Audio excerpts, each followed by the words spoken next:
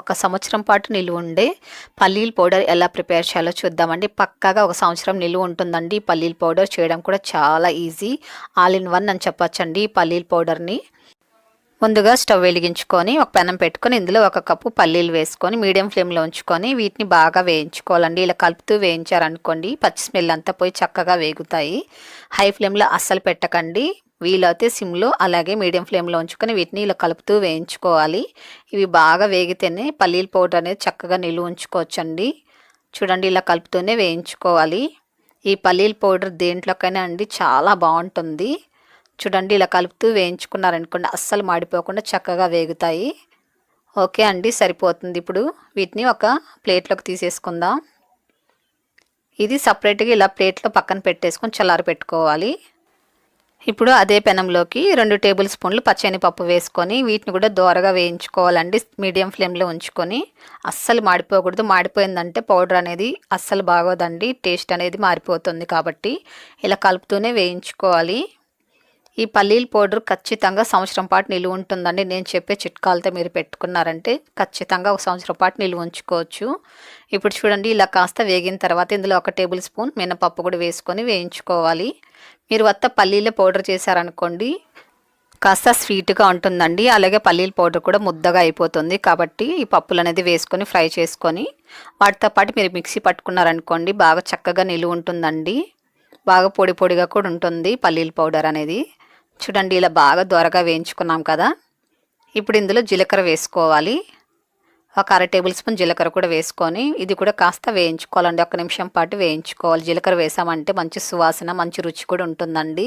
Health కూడా చాలా మంచిది. మన ఇంట్లో చట్నీ లేనప్పుడు కూడా టిఫిన్స్కి ఈ పల్లీల పౌడర్ వేసుకొని కాస్త నీళ్ళు పోసుకొని కలుపుకొని తిరగబాతు చేసేసుకున్నాం అనుకోండి, తాలింపు పెట్టుకుంటే సేమ్ చట్నీ లాగే ఉంటుందండి. ఇన్స్టెంట్ చట్నీ లాగా ఉంటుంది. ఇప్పుడు అవి వేగిన తర్వాత ఒక ప్లేట్లోకి తీసేసుకొని ఇందులోనే కొద్దిగా కరివేపాకు వేసుకొని ఇది కూడా బాగా డ్రైగా ఎంతవరకు వేయించుకోవాలండి. కరివేపాకు కూడా హెల్త్కి చాలా మంచిదండి. జుట్టుకు కానీ కళ్ళకు కానీ చాలా మంచిదండి. చూడండి ఇలా బాగా డ్రైగా అయిపోయేంత వరకు వేయించుకోవాలి. అస్సలు తడి అనేది ఉండకూడదు.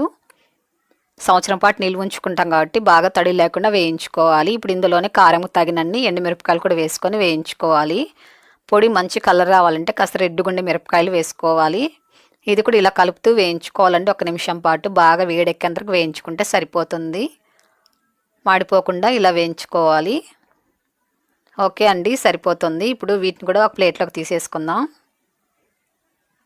ఇప్పుడు అలాగే ఇందులో కొద్దిగా వెల్లుల్లి అండి పొట్టుతో కూడా కాస్త కచాపచా దంచుకొని సిమ్లో ఉంచుకొని వీటిని కాస్త వేయించుకోవాలి. ఎందుకంటే పచ్చి వేసామంటే ఫంగస్ వస్తుందండి, చెడిపోతుంది పౌడర్. కాబట్టి కాస్త వేడి పెనంలో వేసుకొని ఇలా వేయించుకోవాలి. అప్పుడు తడి అనేది బాగా ఇంకిపోతుంది. ఇలా బాగా వేయించుకున్న తర్వాత ఇప్పుడు ఇందులో కొద్దిగా చింతపండు వేసుకోవాలండి. కొద్దిగా చింతపండు వేసుకున్నారనుకోండి ఇది కూడా బాగా చక్కగా ఫ్రై అవుతుంది. కాస్త వేడిగా ఉందనుకోండి చింతపండు వేసినా కూడా పొడిలో అస్సలు పాడవకుండా ఉంటుంది.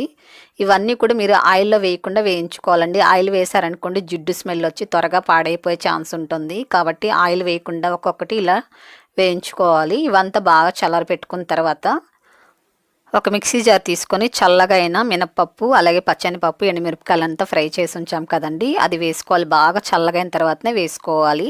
ఇందులో తగినంత సాల్ట్ వేసుకొని ఇందులో చింతపండు మనం వేయించి పెట్టాం కదండి, ఆ చింతపండును కూడా వేసుకోవాలి. చింతపండు కూడా బాగా చల్లగా అయిన తర్వాతనే వేసుకొని ఇది బాగా మిక్సీ పట్టుకోవాలండి. ఆఫ్తో ఆన్ చేస్తే మిక్సీ పట్టుకున్నారనుకోండి ఇలా బాగా పౌడర్ లాగా వస్తుంది. ఇప్పుడు ఇలా మిక్సీ పట్టుకున్న తర్వాత ఇందులో బాగా చల్లగా అయిన పల్లీలు కూడా వేసుకోవాలి. మీరు కావాలంటే పల్లీలు పొట్టు కూడా తీసేసుకొని వేసుకోవచ్చు అండి. నేనైతే అలాగే వేసేస్తున్నాను. ఇప్పుడు ఇది ఆపుతూ ఆన్ చేస్తూ మిక్సీ పట్టుకోవాలి. చూడండి ఆపుతూ ఆన్ చేస్తే మిక్సీ పట్టుకున్నారనుకోండి అప్పుడు బాగా పొడి పొడిగా వస్తుందండి. వేయించుకున్న వెల్లుల్లి కూడా చివర్లో వేసుకొని ఒక 2 టైమ్స్ ఆపుతూ ఆన్ చేస్తే మిక్సీ పట్టుకుంటే సరిపోతుంది.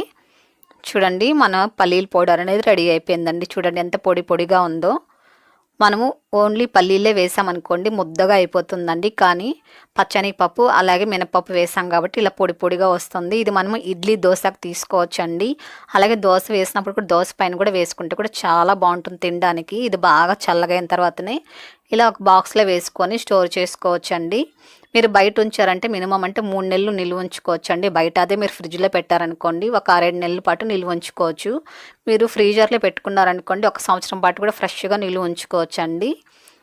రైస్లో కూడా కలుపుకొని తింటే ఈ పొడిని చాలా బాగుంటుందండి. అలాగే ఫ్రై చేస్తుంటాం కదండి, చిక్కుడుగాయ ఫ్రై అలాంటి వాటికి కూడా ఈ పొడి వేసుకొని ఫ్రై చేసుకుంటే చాలా బాగుంటుందండి. చూసారు కదండి, 1 సంవత్సరం పాటు నిలువ ఉండే ఆల్ ఇన్ వన్ పల్లీల పౌడర్ రెడీ అయిపోయింది. మీరు కూడా ఈసారి ఇలాగే ప్రిపేర్ చేసుకొని చూడండి, చాలా నచ్చుతుంది మీకు.